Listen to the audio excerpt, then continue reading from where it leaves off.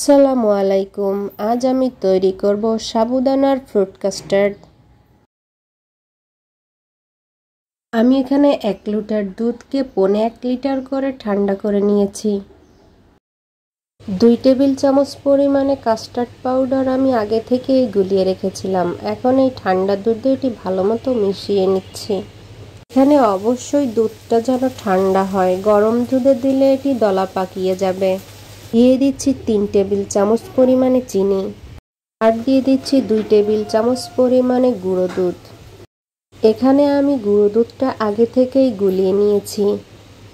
আপনাদের হাতের কাছে যদি গুঁড়ো দুধটা থাকে তাহলে অবশ্যই দিবেন, কারণ গুঁড়ো দুধের টেস্টটা অনেক গুণ বাড়িয়ে দেয়।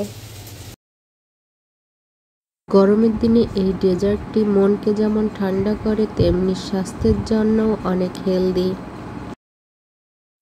এছাড়াও ঈদ কিংবা যে কোনো ঘরোয়া অনুষ্ঠানে আপনি এই ডেজার্টটি পরিবেশন করতে পারেন।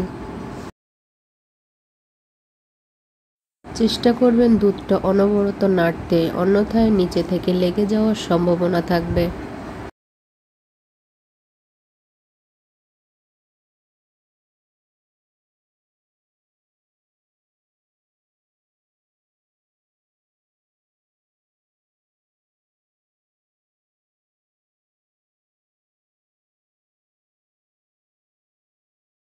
দেখুন দুধটা ধীরে ধীরে ঘন হয়ে আসছে।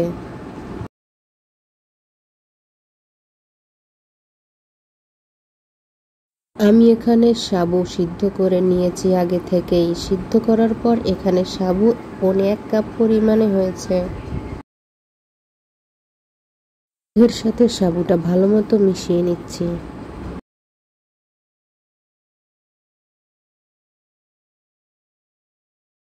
ভালো মতো মিশানো হয়ে গেলে 2 মিনিটের মতো জাল করে চুলাটা অফ করে দিব।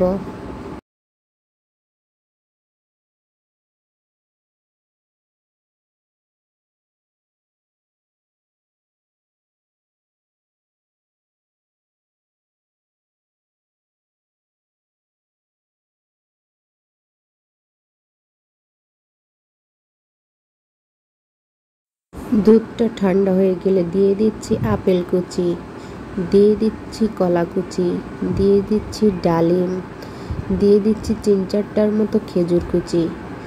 আপনারা আপনাদের পছন্দ অনুযায়ী ফল এবং পরিমাণটা দিয়ে নেবেন।